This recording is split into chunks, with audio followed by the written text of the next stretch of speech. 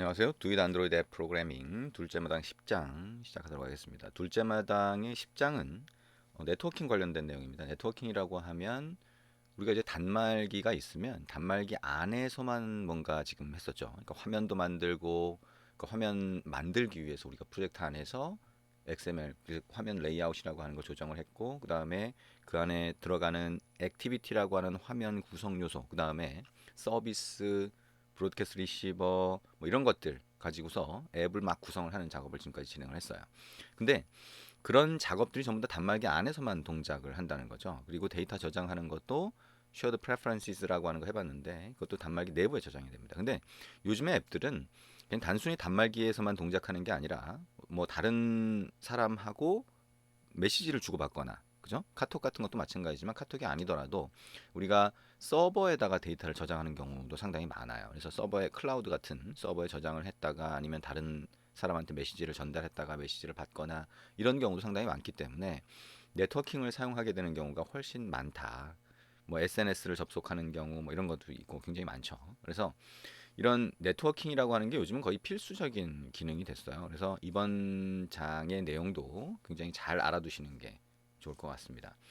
자, 네트워킹이란 그러면 뭐냐? 자, 뭐 해보신 분들이 상당히 많이 있겠지만 네트워킹 가장 기본은 투티어라고 해서 서버를 접속하는 거예요. 그러니까 이 단말기가 클라이언트가 되고요. 그 다음에 어딘가 다른 곳을 접속을 하게 되는 거죠. 그러니까 그 역할에 따라서 클라이언트하고 서버로 구분이 되고요. 클라이언트는 서버 쪽으로 요청을 보내고 응답을 받는다라고 하는 게 가장 기본적인 거예요. 그래서 여기서부터 이제 출발을 하게 되는 거고, 이게 조금 더 나아가면 우리가 이제 클라이언트라고 하는 데서 서버 쪽으로 요청하고 응답받는 그게 다른 게 하나 더 생길 수도 있어요. 그러면 여기서 받아서 다시 또 요청했다 응답받는 이런 단계로 갈 수도 있죠. 이거는 우리가 이제 이 역할에 따라서 서버의 역할에 따라서 조금 더 구분을 하는 경우가 됩니다. 그래서 이제 우리가 이제 다음 장이나 이렇게 해서 또 해보겠지만 데이터베이스라고 하는 걸 통해서 데이터를 저장하게 되는데 서버에서도 데이터베이스를 통해 저장하고, 자 단말기 즉 클라이언트 쪽에서도 데이터베이스를 이용해서 데이터를 저장하는 경우를 볼 수가 있거든요. 근데 어쨌든 이 데이터베이스라고 하는 게 데이터만 처리하겠다라고 하게 되면 이렇게 분리를 하게 되는 그런 상황들이 벌어지게 됩니다. 자, 근데 어쨌든 이 네트워킹의 가장 기본은 TCP/IP 소켓이라고 하는 거예요. 그래서 이 소켓이라고 하는 거는 다른 언어에서도 대부분 다 제공을 하죠. 그리고 소켓이라고 하는 게 기본적으로 만들어지고 그다음에 소켓을 통해서 데이터를 주고받는 게 있다면 그 위에서 이제 HTTP라고 하는 걸로 주고받을 수가 있어요. 자, 다시 말하면 이제 소켓이라고 하는 거는 우리가 클라이언트에서 서버 쪽으로 연결을 만든 다음에 요청하고 응답을 받는 거거든요. 근데 이게 가장 기본적인 어떻게 보면 네트워킹의 방법이다라고 할 수가 있는데, HTTP라고 하는 거는 국제 표준, 이것도 마찬가지로 표준이고요. 이 표준 방식에 따라서 소켓 위에서 HTTP 헤더를 붙여서 요청을 보내고 응답을 받는 방식이에요. 여러분들이 직접 한번 보면 충분히 잘 알 수 있을 텐데 일단 설명만 하면 이해가 잘 안 될 수 있겠죠. 자, 어쨌든 이렇게 네트워킹이라고 하는 게 안드로이드에서도 똑같이 사용할 수 있는데, 이 안드로이드에서는요 그 네트워킹 할 때는 반드시 스레드를 사용을 해야 됩니다. 그게 이제 필수적으로 쓸 수 있게 써야 되게 그렇게 되어 있고요. 그 다음에 스레드를 사용하게 되면 우리가 이미 해봤듯이 핸들러라고 하는 걸 이용해서 UI를 업데이트할 수 있습니다. 직접 업데이트는 안 되는 거죠. 그래서 그 경우에 가장 간단한 방법으로 이제 기본 스레드 그 다음에 기본 핸들러라고 하는 게 있다면, 그러면 포스트라고 하는 함수를 이용해서 뭔가 처리를 하면 가장 간단하죠.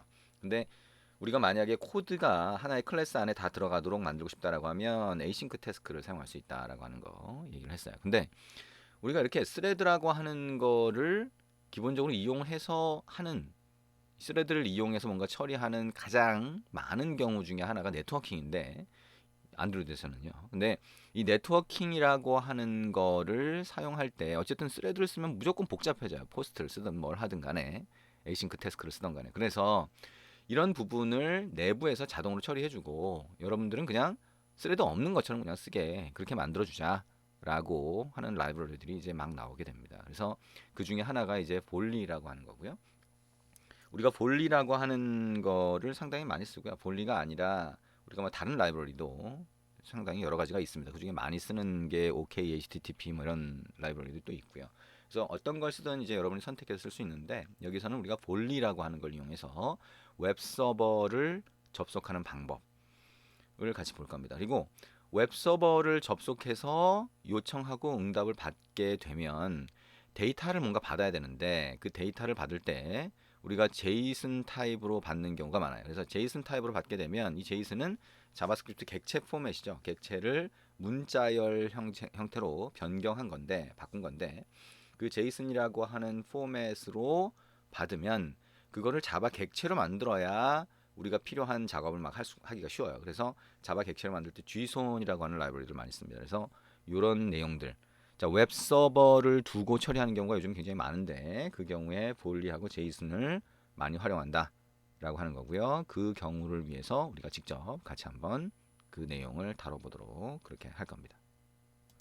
네트워킹의 가장 기본적인 내용 같이 알아봤으니까요. 이제 소켓이라고 하는 거 먼저 시작하도록 하겠습니다.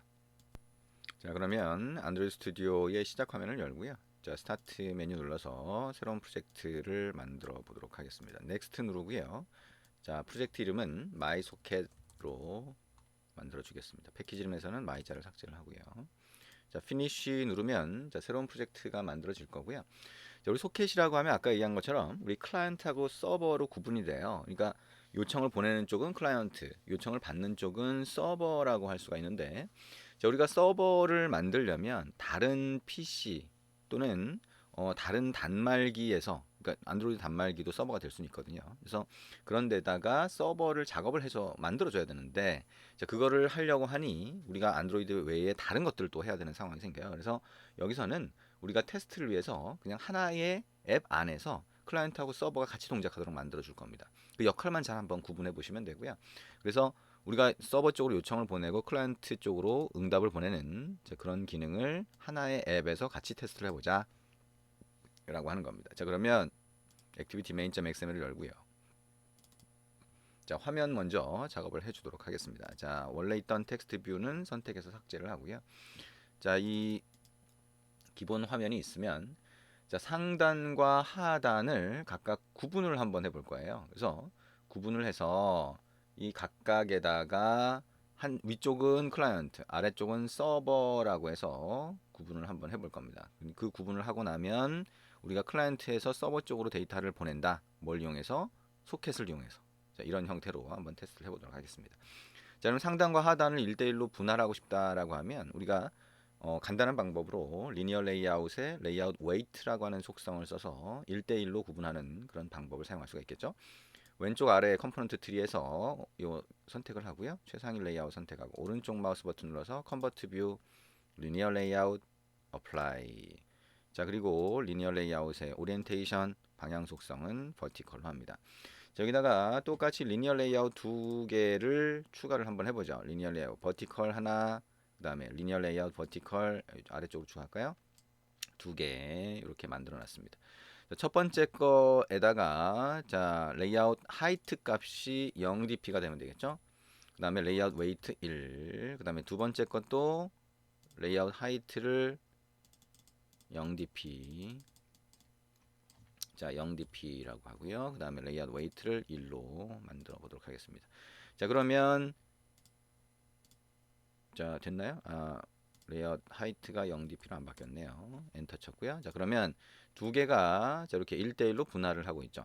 두 개 영역을 한번 구분해서 보기 위해서 백그라운드 색상을 바꿔 보도록 할게요. 자, 백그라운드 속성으로 가서 자, 하나는 색상을 자, 이런 색깔로 한번 해보고요. 자, 두 번째 거는 색상을 다른 걸로 바꿔 보시면 될 것 같습니다. 뭐 색상은 여러분 마음대로 지정하시면 되겠죠. 자, 어떤 걸로 하든 상관은 크게 없으니까요. 자, 이렇게 두 개로 나눠봤습니다. 자, 그러면 위쪽이 클라이언트, 아래쪽이 서버라고 생각을 할 수 있으니까 그거를 그냥 텍스트 뷰로 하나 먼저 추가를 해볼게요. 자, 위쪽에 하나 추가하고요. 그 다음에 아래쪽에 하나 추가를 합니다. 자, 이렇게 추가를 했고요. 그 다음에 위쪽에 있는 텍스트 뷰에다가 자, 글자를 클라이언트 이렇게 하고요. 그 다음에 아래쪽 거는 서버 이렇게 해보겠습니다. 위쪽은 클라이언트 역할을 하고 아래쪽은 서버 역할을 한다라고 하는 거죠. 그 다음에 텍스트 사이즈라고 하는 거, 글자 크기는 30sp 이렇게 해서 좀 크게 만들어 보도록 하겠습니다. 자, 좀 이따 이어서 할게요.